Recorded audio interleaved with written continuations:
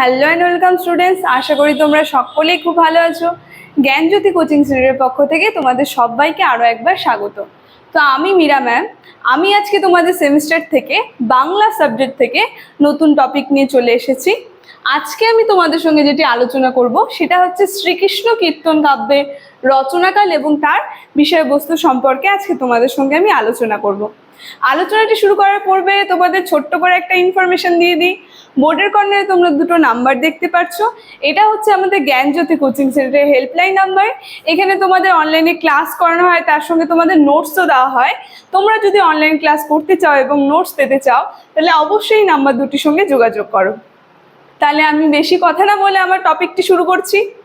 প্রথমেই বললাম, আজকে আমি তোমাদের সঙ্গে যেটি আলোচনা করব সেটা হচ্ছে শ্রীকৃষ্ণ কীর্তন কাব্যের রচনাকাল এবং তার বিষয়বস্তু সম্পর্কে আলোচনা করব।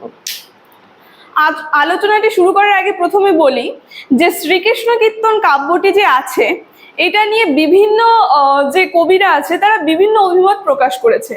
তার কারণ এই কাব্যটি যে খুঁজে পাওয়া গিয়েছিল শ্রীকৃষ্ণ কীর্তন কাব্য, সে কাব্যটি পূর্ণ আকারে পাওয়া যায়নি।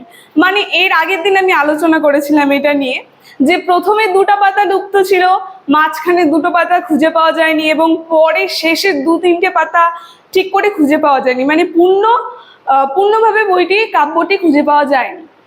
তো সেই কারণে বিভিন্ন ধরনের আর কি অভিমত উঠে আসছে। তো তাই যদি বলি তাহলে রচনাকালে দুটা পার্ট পড়ছে, মানে বিভিন্ন বিজ্ঞ যারা কবিরা ছিল ওরা বলেছে যে এটা হচ্ছে চৈতন্য জীবনের আগে, বলতে তার পূর্ববর্তী সময়। আবার কিছু কিছু যারা কবি ছিল তারা আবার বলেছে যে এটা চৈতন্য জীবনের পরবর্তী সময় এই শ্রীকৃষ্ণ কীর্তন কাব্যটি রচনা করেছিলেন চণ্ডীদাস। দেখো আমি এখানে লিখে দিয়েছি যে রচনাকাল প্রথমত যেটা আছে সেটা হচ্ছে চৈতন্য পরবর্তী যুগ, মানে চৈতন্য জন্মের পরে। আর তারপরে দ্বিতীয়তে আছে চৈতন্য পূর্ববর্তী যুগ, বলতে চৈতন্য জন্মের আগে। দেখো এই যদি আমি দুটো মত তোমাদের সঙ্গে একেবারে বিশ্লেষণ করি, বিষয়বস্তু নিয়ে যদি আলোচনা করি, দেখো প্রথম মতে যে বলেছে যে অনেকেই চণ্ডীদাসের কৃষ্ণ নামাঙ্কিত পথসমূহ আরোহণ করে পরম আনন্দ পেতেন, কিন্তু সেই চণ্ডীদাস কি শ্রীকৃষ্ণ কীর্তন কাব্যের রচয়িতা? তাহলে তিনি চৈতন্য পরবর্তী যুগের কবি। তবে সমালোচকরা বলেন যে চৈতন্যদেব মানবরূপী ঈশ্বর। মানে কি বলছে, তিনি তো মানবরূপী ঈশ্বর। তো আবার চণ্ডীদাস যে লিখেছেন এই গ্রন্থগুলো, সেখানে দেখবো আমরা বিভিন্ন ধরনের শব্দ, বিভিন্ন ধরনের অশ্লীল ভাষা আর কি, মানে ঠিক শুদ্ধ না, সেগুলা লেখা হয়েছে। তো এমনি কবিরা যেরকম আস্বাদন করেছে, তিনি তো ভগবান, তিনি কি সেই অশ্লীল ভাষাগুলো, অসঠিক ভাষাগুলো তিনি কি গ্রহণ করবেন, সেটার রস আস্বাদন করবেন তিনি? এটা নিয়ে তাই বলেছে না, এটা চৈতন্য জন্মের পূর্ববর্তী, বলতে চৈতন্য জন্মের আগে লেখা হয়েছে, তার জন্মের পরে এটা লেখা হয়নি। তারপরে যদি আমরা আরেকটা অভিমতে চলে যাই, দেখো সেই অভিমতে বলেছে যে কৃষ্ণের ভাগীরথী কূলে অনুসন্ধানে অনুষঙ্গ অনেকটা শ্রী চৈতন্যের ভাগীরথী তীরে ভ্রমণকে নকল করে দেখানো, তাই এই কাব্য হচ্ছে চৈতন্যর পরবর্তী যুগের। মানে কি বলছে, চৈতন্যের পরবর্তী যুগের, মানে একটা আছে যে চৈতন্যদেব যখন সেই ভাগীরথী নদীর উপকূল দিয়ে যাচ্ছিলেন, সেখানকার তার যে দৃশ্য, সেখানকার দৃশ্যটা এই চণ্ডীদাস ফুটে তুলেছেন একদম হুবাহু অবিকল। তো যদি তিনি না দেখেন বা তার জন্ম যদি নাই হয়ে থাকে, তাহলে সেই জিনিসটা অবিকল তিনি কি করে লিখবেন? সেই কারণে বলেছে যে চণ্ডীদাস হচ্ছে এই চৈতন্য, যে আমাদের মহাপ্রভু চৈতন্য জন্মের পরে এই কাব্যটি লিখেছিলেন। তো আমি যদি এবার দ্বিতীয় মতে যদি চলে যায়, চৈতন্যের পরবর্তী যুগ, এই দ্বিতীয় মতে বলেছে, দেখো অনেকজন বলেছে কি, অনেক কবিরা, যে চৈতন্য জন্মের আগে এটা লেখা হয়েছে। দেখো চণ্ডীদাস যে বলেছে, যে অভিমত দিয়েছে বিভিন্ন কবিরা, বলেছে যে শ্রীকৃষ্ণের কীর্তনের ঐশ্বর্য সত্যার প্রকাশ এই চৈতন্যের কৃষ্ণ কথার মূল বিষয়। বলতে এই যে এই গ্রন্থটা আছে এর মধ্যে শ্রীকৃষ্ণর যে জন্ম, বলতে আমাদের মহাপ্রভুর আগে যে শ্রীকৃষ্ণের লীলা কথা সেগুলোই বেশি এর মধ্যে দেওয়া হয়েছে। তাহলে যদি চৈতন্য জন্মের পরেই হতো তাহলে তো চৈতন্যের কথাই তো তুলে ধরতো, তাই না?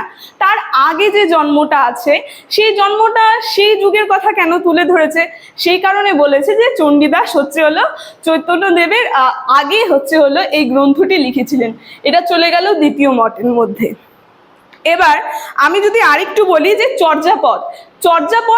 চর্যাপদের আগে কোনো পরবর্তী সময় কোনো প্রাচীন গ্রন্থ খুঁজে পাওয়া যায়নি, ঠিক আছে? তো তাহলে বলা যায় যে হচ্ছে হলো চৈতন্যদেবের আগে এই গ্রন্থটি লেখা হয়েছে। এই যে এটা চলে গেল দ্বিতীয় অভিমতে, ঠিক আছে? এবার যদি আমি দেখো অভিমত দুটি তোমাদের সঙ্গে আলোচনা করলাম, এখন এই কাব্যের যদি একটু বিষয়বস্তু নিয়ে আলোচনা করি, কাব্যটার মধ্যে মেন আমরা দেখব যে বিষয়বস্তুর মধ্যে আছে যে শ্রীকৃষ্ণ কীর্তন কাব্যে রাধাকৃষ্ণের লৈকিক প্রেম লীলা কথা কাহিনী বর্ণনা করা হয়েছে। মানে চৈতন্যদেবের জীবন সম্পর্কে বর্ণনা করা হয়নি, সের মধ্যে বেশিরভাগই রাধাকৃষ্ণের যে লীলা, তিনি যে বৃন্দাবনে গমন করেছিলেন, বৃন্দাবনে কি কি করেছিলেন। এর আগে আমি আলোচনা করেছি যে চণ্ডীদাস 3টি পর্যায়ে লিখেছিলেন, একটা হচ্ছে বাল্যলীলা, আরেকটা হচ্ছে মথুরা লীলা, আরেকটা হচ্ছে কংসকে বধ।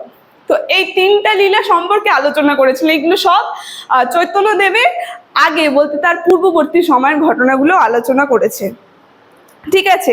এই কাহিনীতে যদি আমরা দেখি শ্রীকৃষ্ণ কীর্তন কাব্যের মধ্যে এই বিষয়কে বর্ণনা করার জন্য মোট 13টি খণ্ড আছে। হ্যাঁ, একটা হচ্ছে জন্মখণ্ড, তাম্রুল খণ্ড, দানব খণ্ড, নৌকখণ্ড, ভারখণ্ড, ছত্রখণ্ড, বৃন্দাবন খণ্ড, কালীয় দমন খণ্ড, যমুনা খণ্ড, হারখণ্ড, বানখণ্ড, বংশীখণ্ড আর রাধা বিরহ। এই 13টি খণ্ড আলোচনা করেছে। এগুলো সবই হচ্ছে কৃষ্ণের লীলা কথা, মহাপ্রভুর না। তো তাই বলেছে যে বিভিন্ন সমালোচকরা আবার বলেছে যে হচ্ছে রাধা বিরহ যেটা সব থেকে শ্রেষ্ঠ আর কি। তো এই থেকে আমরা বুঝতে পারছি যে এই শ্রীকৃষ্ণ কীর্তন কাব্যটি কিন্তু চৈতন্যদেবের জন্মের পূর্ববর্তী, বলতে তার আগের সময় রচিত করা হয়েছে। তো আজকে শ্রীকৃষ্ণ কীর্তন কাব্যের সম্পর্কে আলোচনাটি আমার এতটুকুনি ছিল। ভিডিওটি আমি এখানেই শেষ করছি। যদি ভিডিওটি তোমাদের ভালো লেগে থাকে অবশ্যই like, comment, share and subscribe করো। Thank you.